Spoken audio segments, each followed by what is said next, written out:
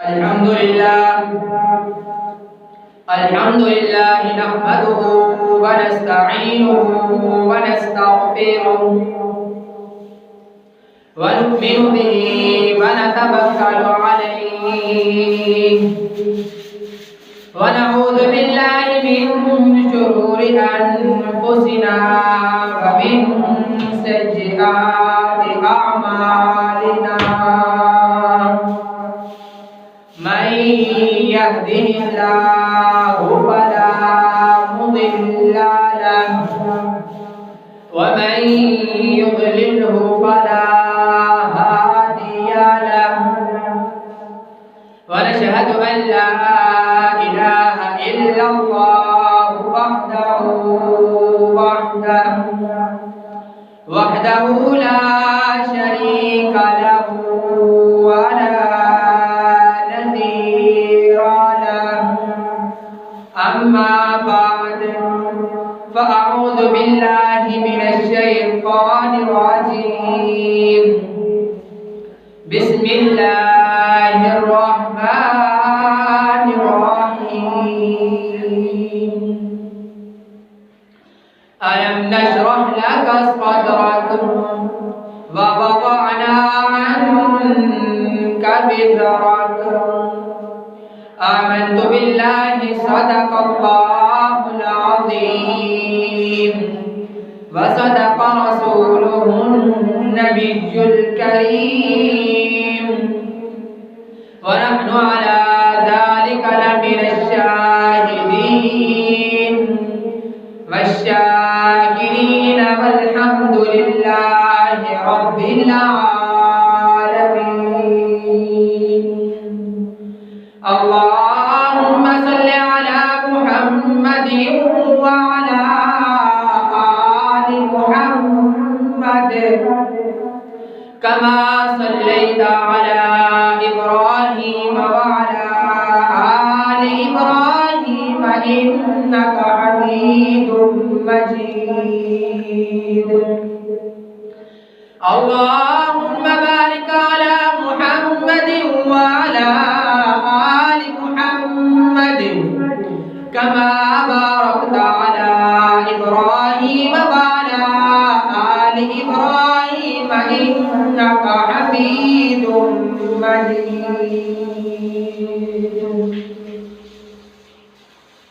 جو تڑپاتی ہے دل میرا وہ الفت ہے محمد کی جو تڑپاتی ہے دل میرا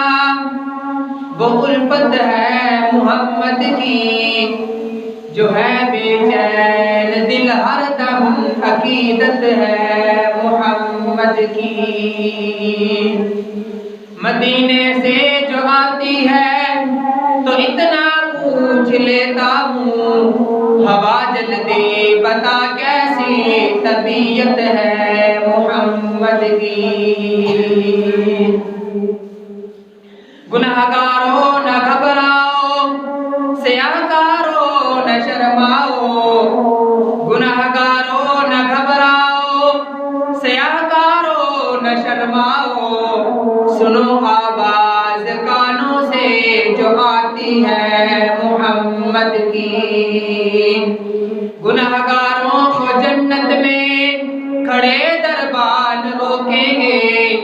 حکم ہوگا کہ آنے دو یہ امت ہے محمد کی محترم سامعین مکرم حاضرین معزز مؤمنین بالیقین بہترین جماعت مسلمین کے غیور نوجوان بھائیوں دوستوں اور عزیز ساتھیوں یہ مہینہ اسلامی مہینے کے اعتبار سے ربیع الثانی کہلاتا ہے کیونکہ پچھلا جو مہینہ گزرا ربیع الاول کا اس مہینے کے اندر جناب نبی کریم صلی اللہ علیہ وسلم کی ولادت کے اعتبار سے بات چیت کی گئی اس مہینے کے اندر حضور نبی کریم صلی اللہ علیہ وسلم کے بچپن کے کچھ حالات جو آپ صلی اللہ علیہ وسلم کے واقعات ان کے ساتھ گزرے انہی پر تھوڑی سی بات چیت ہوگی۔ جب آپ صلی اللہ علیہ وسلم پیدا ہوئے، عرب کا رواج تھا کہ وہاں کے لوگ اپنے بچوں کو دیہات کے اندر بھیج دیا کرتے تھے، تاکہ بچہ دیہات کے اندر جا کر کھلی فضاؤں میں، بہاروں میں جا کر جب وہ پرورش پائے گا تو وہاں کی کچھ ایسی چیزیں اس کے اندر آئیں گی جو بچے شہر کے اندر وہ چیزیں محسوس نہیں کر سکتے۔ علماء اکرام یہاں تک فرماتے ہیں کہ جب تک بچہ مٹی کے اندر نہ کھیلے کودے اس کی ہڈیاں مضبوط نہیں ہوتی، اس کی ہڈیاں کمزور رہتی ہیں، جسے آج ہم کہتے ہیں کہ یہ بچہ ممی ڈیڈی ہے، یعنی یہ باہر کھیلنے والا نہیں، مٹی کے اندر کھیلنے والا نہیں، یہ کسی کے ساتھ لڑنے والا نہیں، کسی کو اگر یہ اس کو کوئی دھکا دے دے فوراً رونے لگ جاتے ہیں، ایک دوسرے کو لڑائی تک آ جاتے ہیں۔ جب بچے مٹی کے اندر کھیلتے ہیں کودتے ہیں اس کی وجہ سے بچے کی وہ ہڈیاں مضبوط ہو جاتی ہیں، بچہ اس کی وجہ سے تھوڑی بہت تکلیف کو برداشت کرنے کی صلاحیت پیدا کر جاتا ہے، اگر وہ کہیں پر گر جائے تو اس تکلیف کو برداشت کر لیتا ہے۔ اسی وجہ سے عرب کا رواج تھا کہ وہ اپنے بچوں کو دیہات کے اندر بھیج دیا کرتے تھے، تاکہ وہاں پر جا کر بچہ وہاں کی فضاؤں میں، بہاروں میں کھیلے گا کودے گا تو وہاں کی جو بہاریں، وہاں کی کچھ ایسی چیزیں اس کے جسم کے اندر اترے گی جو بچہ اپنے اندر محسوس کرے گا۔ جب وہ بچوں کو باہر بھیج دیتے تھے تو جس سال آپ صلی اللہ علیہ وسلم پیدا ہوئے تو اس سال بھی دیہات کے اندر سے عورتیں ایک قافلہ بن کر مکہ کے شہر کے اندر آئیں بچے اٹھانے کے لیے۔ بنو سعد کی ایک قبیلہ تھا، اس کی عورتیں اپنی سواریوں کے اوپر مکہ کے اندر پہنچی، انہوں نے آ کر جو امیر گھرانوں کے بچے تھے وہ آ کر جلدی سے اٹھا لیے، تاکہ وہ بچے جب وہ بڑے ہوں گے، جب ان کے امیر و خاندان کو وہ بچے ملیں گے تو اس پر وہ اچھی اجرت ان کو دے دیا کرتے تھے۔ انہیں دائیوں نے بھی آ کر وہی امیر گھرانوں سے، کھاتے پیتے گھروں سے بچے اٹھا لیے۔ یہ بچہ جو یتیم پیدا ہوا تھا، جسے آمنہ کا لاب کہا جاتا ہے، آمنہ کا در یتیم کہا جاتا ہے، عبداللہ کا لخت جگر کہا جاتا ہے، عبد المطلب کا پوتا کہا جاتا ہے، محمد مصطفیٰ کہا جاتا ہے، احمد مجتبیٰ کہا جاتا ہے، محمد رسول اللہ صلی اللہ علیہ وسلم جسے کہا جاتا ہے۔ یہ یتیم بچہ پیدا ہوا، دائیاں آئیں، پتہ چلا کہ یہ بچہ یتیم ہے، سب دائیاں آئیں، بچے کو دیکھا، چھوڑ کر چلی گئی۔ انہوں نے سوچا کہ بچہ یتیم ہے، والد کا سایہ سر پر نہیں، یہ بڑا ہو کر ہمیں اس سے کیا اجرت حاصل ہوگی۔ انہوں نے جا کر امیر گھرانوں سے بچے اٹھا لیے۔ آخر کے اندر اماں حلیمہ آتی ہیں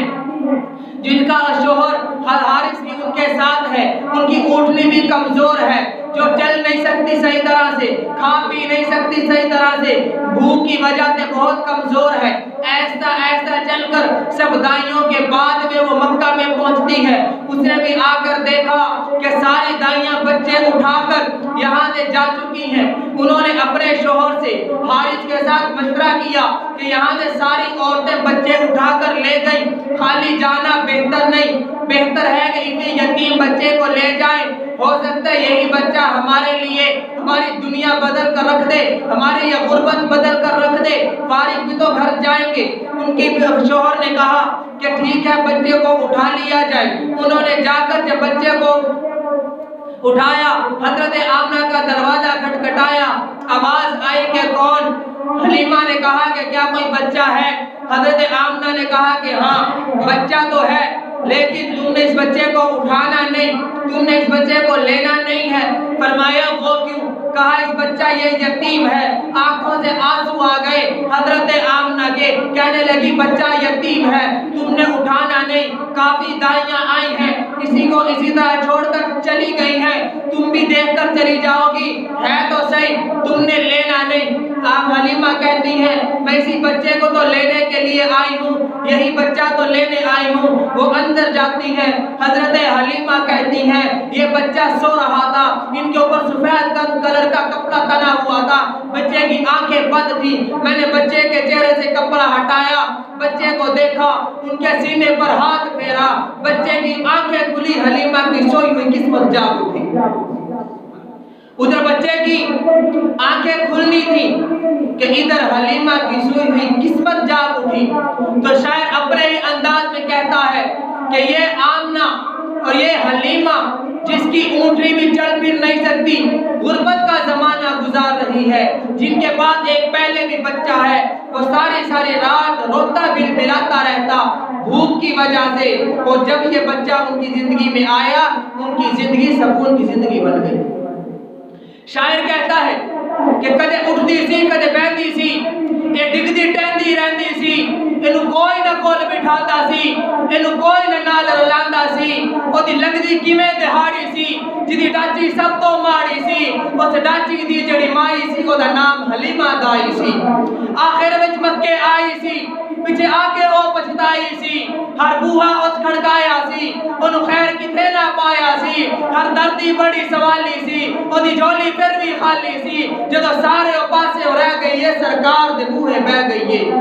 آخر او بوہا کھلے آئے جدو خالی کوئی نہ مڑے آئے، رحمت دا جھولا جھلے آئے، سرکار دا بوہا کھلے آئے، ایک لونڈی باہر آئیے، دائی وال جاتی پائیے، انہوں باہوں نب اٹھایا ہے، پھر سینے نال لگایا ہے، انہوں کہندی ہے آ تینوں نال لے جاواں میں، ایک نوری مکھ دکھاواں میں، ساڑے ویڑے او چن چڑھے آئے جدہ چن نے بھی کلمہ پڑھے آئے۔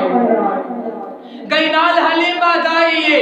جو کہ نظر سنے وال پائیے، دل پھڑ کے اپنا بہ گئی ہے، سرکار تکتی رہ گئی ہے۔ بنو ساتھ دیا جو دائیاں نے، چل کول حلیمہ آئیاں نے، سب پچھن بارت آندی نہیں، کیوں سانو شکل دکھاندی نہیں، کی تو کھانی ہے کی تو پینی ہے، بولی حلیمہ دائیاں نو، خیریت پچھن آئیاں نو، نہ باہر میں یوں آنیاں، نہ تو آنو شکل دکھانیاں، نہ کھاندی ہاں نہ پینیاں، جاندی نہیں کسے بھی پاسی میں، جدو میں نو بھوک لگ جاندی ہے سرکار دا منہ چوم لینی کہ یہ وہ بچہ ہے جسے دائیاں آئیں اور چھوڑ کر چلی گئی۔ جب حلیمہ نے اس بچے کو اٹھایا اس کی سوئی ہوئی قسمت جاگ اٹھی۔ کہا کہ آج تک تاریخ کی کتابیں چھان کر دیکھ لو، کسی دائی کا تمہیں ایک تاریخ کے اندر نام و نشان نہیں ملے گا جنہوں نے آیا اور اس بچے کو دیکھا اور دیکھ کر چھوڑ کر چلی گئی۔ اور حلیمہ وہ واحد عورت ہے جو ان قافلے کے ساتھ آئی تو صحیح،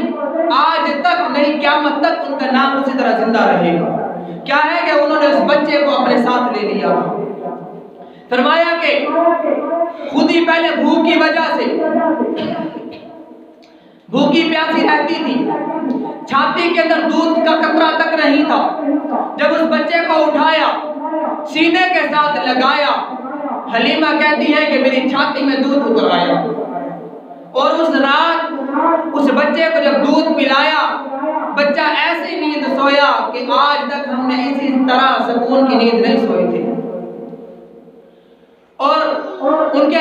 شوہر حارث نے جب رات ہوئی اونٹنی کے پاس گئے کہ اس وقت دو بچے ہمارے پاس ہیں، آخر ان کو کھلانا پلانا بھی تو ہے، جب کھائیں گے نہیں پیئیں گے نہیں تو رات کو سوئیں گے کیسے؟ انہوں نے سوچا کہ اونٹنی سے جا کر جو تھوڑا بہت دودھ نکلے اسی کو غنیمت سمجھا جائے۔ وہ اونٹنی کے پاس گئے اور اس کو دیکھتے ہی حیران اور پریشان رہ گئے۔ انہوں نے خوشی کے اندر حلیمہ کو آواز دی کہ حلیمہ آ کے دیکھ تو صحیح میں کیا منظر دیکھ رہا ہوں۔ حلیمہ آئی اور دیکھا، ان کی بھی خوشی کی انتہا نہ رہی۔ وہ سوکھے تھنوں والی اونٹنی، اس کے تھن دودھ سے بھرے ہوئے ہیں، یہاں تک کہ اس کے تھنوں سے دودھ کے قطرے ٹپک رہے ہیں۔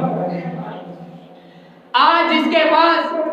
مال ہو، دولت ہو، عہدہ ہو، جائیداد ہو، خاندان ہو، وہ اپنے اس منظر پر ناز کرتا ہے۔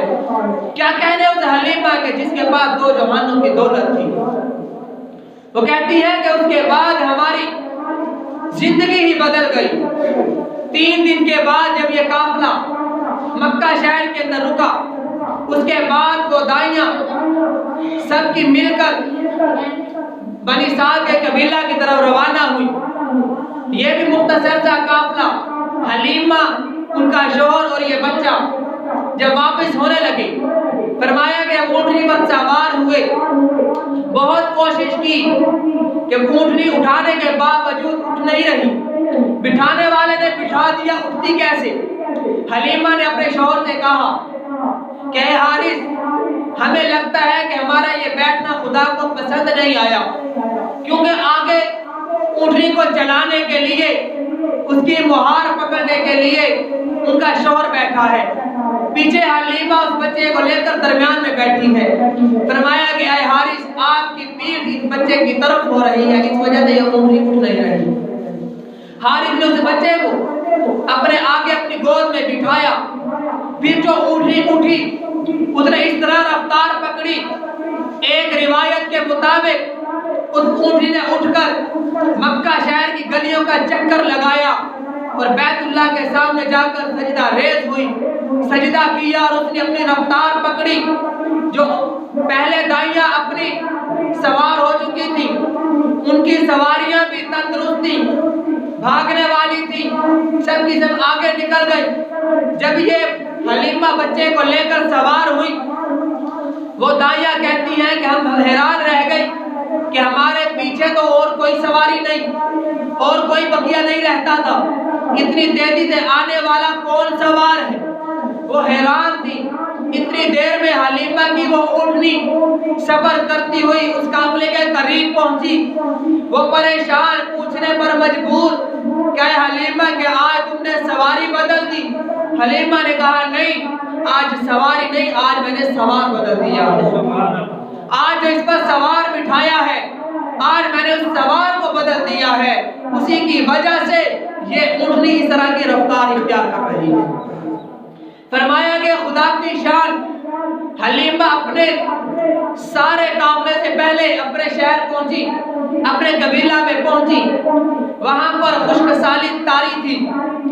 وہاں پر بارشوں کا سلسلہ بند تھا، زمینیں بھی خشک ہو چکی تھی، ہر طرف خشک سالی پھیلی ہوئی تھی،